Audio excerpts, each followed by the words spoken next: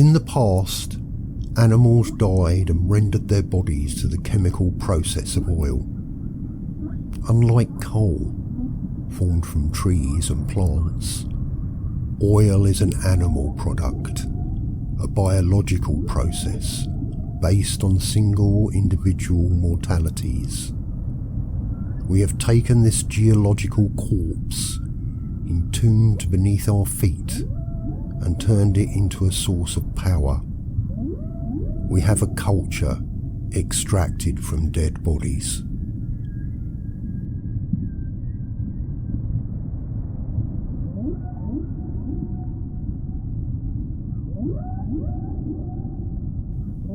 Living on death is a dark option in the context of survival.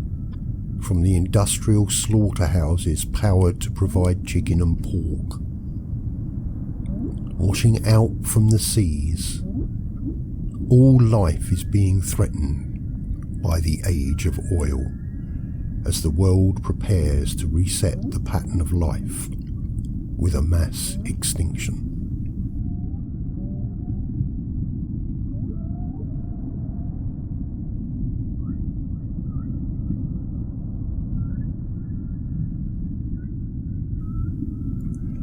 The Age of Oil is a sculpture series by Akane Takayama, which looks at our relationship with fossil fuel. The work is executed in thick, heavy, injection-moulded plastic forms. Within the density of form and purpose, there is a blackness which is not about surface or molecular mass. In the presence of these works, we find a deep, sticky darkness which speaks of raw, crude oil, a palette of tar which we fear may stick to our fingers and clothes, mat our hair, and clog up our lungs if we dare to reach out and touch.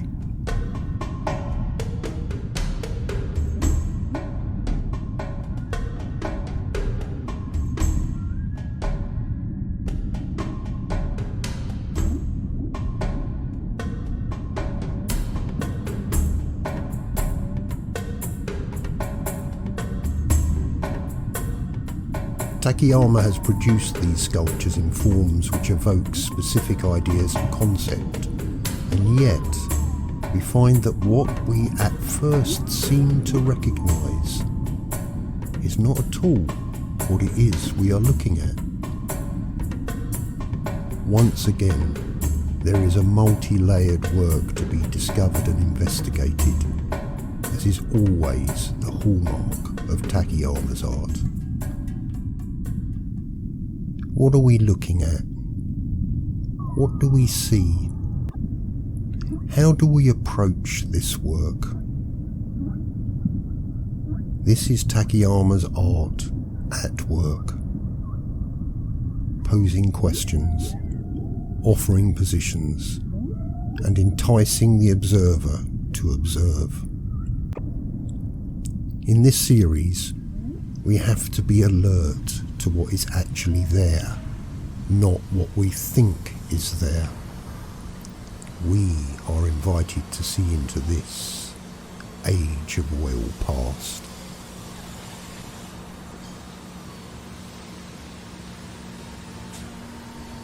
We are living in the last days of oil, after 100 years or more of selling our souls for the carbon energy store in the earth. We and it are exhausted. We gasp for air in our cities and pray for safety from floodwaters in our homes.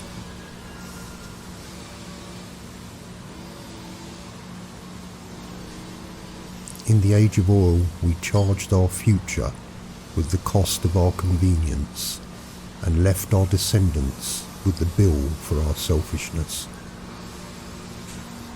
Rising up to dominate our cultures, oil has become the fabric of our societies.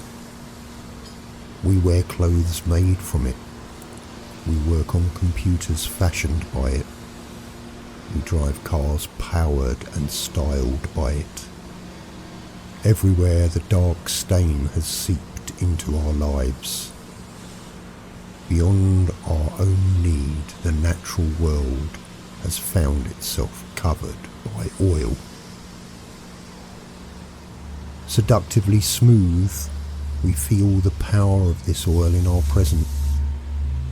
Flowing like sin, it reflects our desires and pulls us towards its sticky promises. We are the age of oil present. We are the oil worshippers. We see what we want to see. We always have done and always will. Our future is one of dreams. We talk of the sun, the wind, the water as options to oil, a more natural strategy for energy and power. But we can never truly let go of the blackness in our hearts. Whatever this future, we cannot doubt, we will always use oil.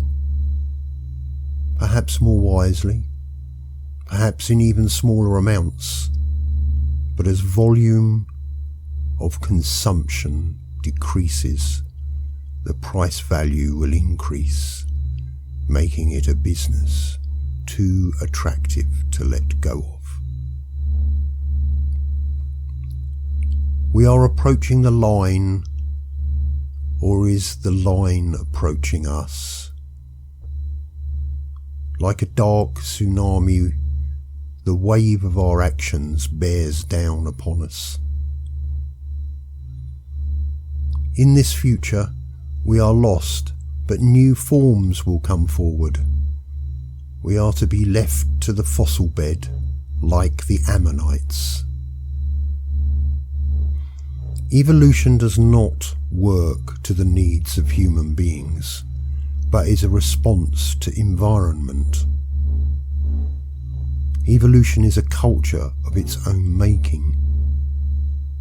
As the environment changes, so too does the culture of evolution change.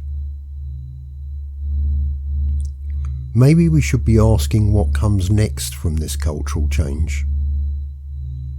Maybe we should be considering that when the environment of evolution changes, the old forms are no longer relevant. They become extinct. In our inverted imaginations, we always see a future which contains us. We are the central mountain within our own cultural landscape. But our landscape is facing extinction. Whatever the future holds, however the culture of evolution turns and twists, only the simple-minded can see the immortality of our species. What comes next will always be a changeling.